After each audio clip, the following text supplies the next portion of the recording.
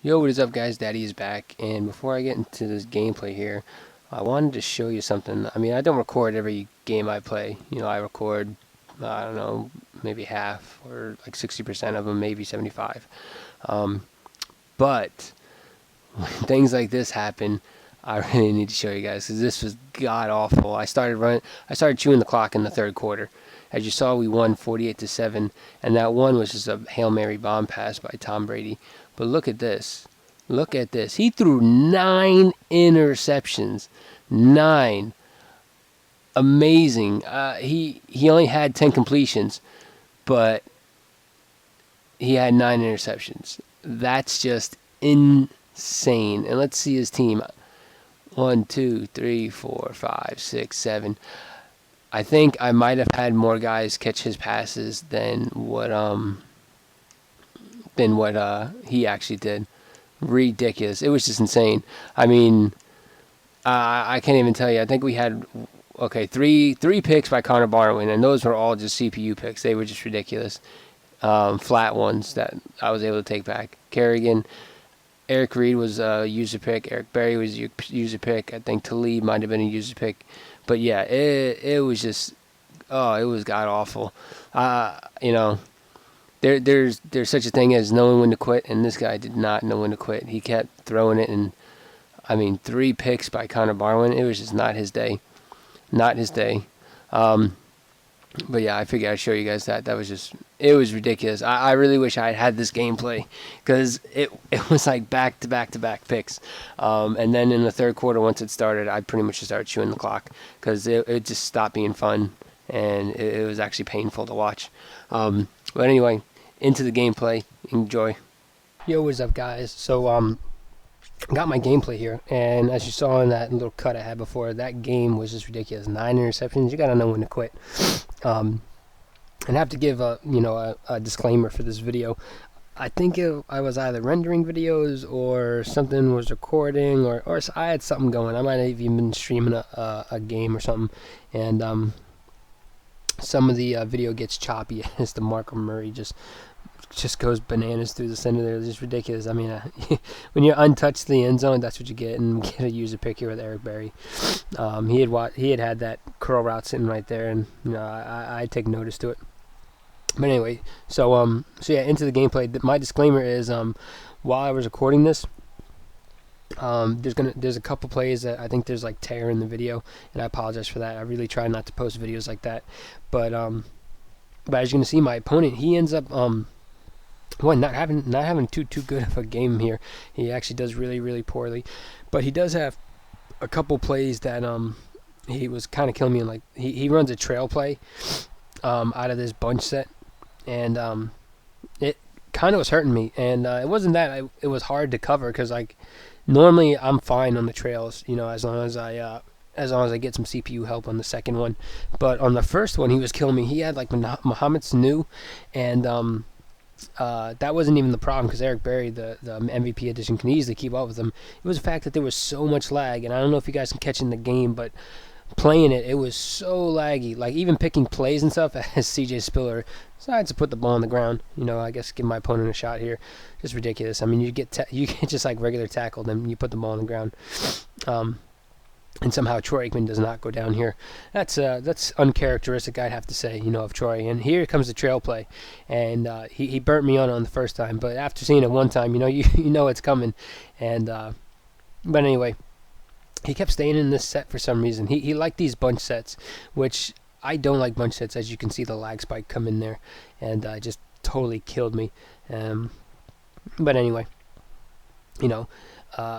we're still like, I don't know what his problem is. Like, he doesn't want to like spread his guys out at all. He keeps, like you can see, he's going back to like the 2 or 3 plays, and he kills me again on this damn trail. But it's just so hard in this freaking lag.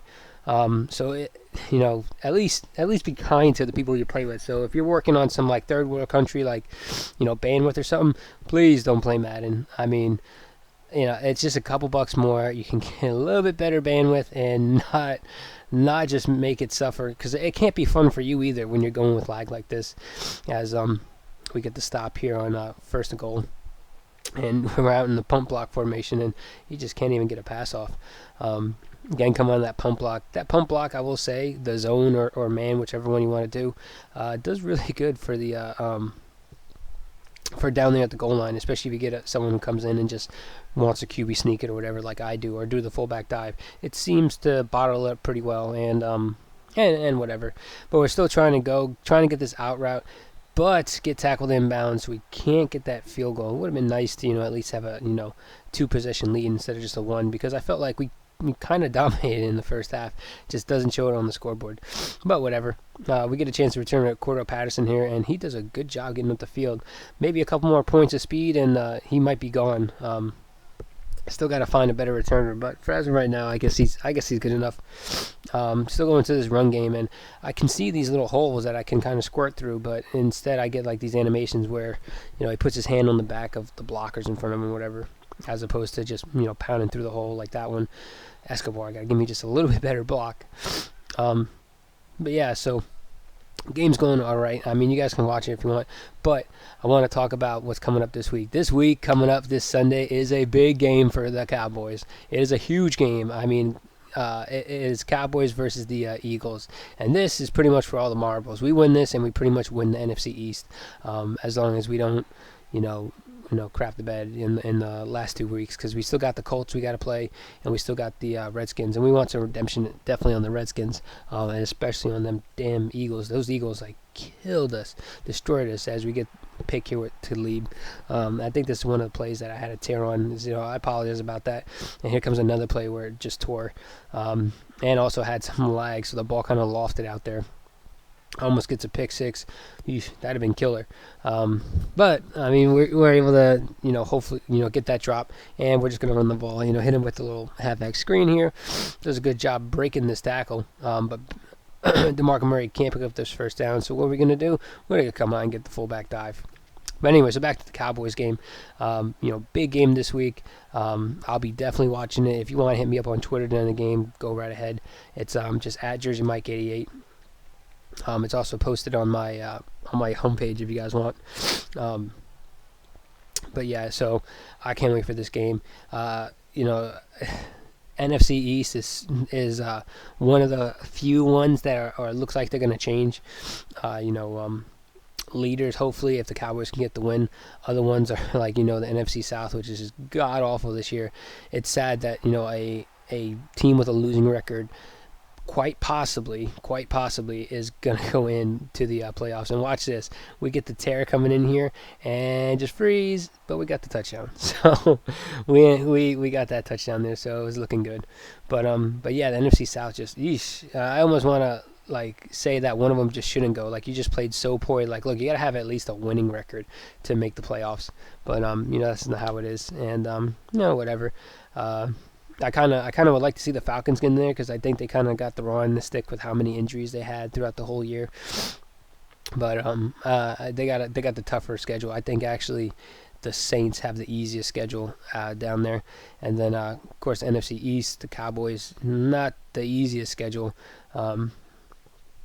With the Eagles and Colts and even the Redskins. I mean, they beat us before, so it's not going to be an easy game. I'm sure they're going to want to come out and spoil the fun if we do end up leading the NFC East.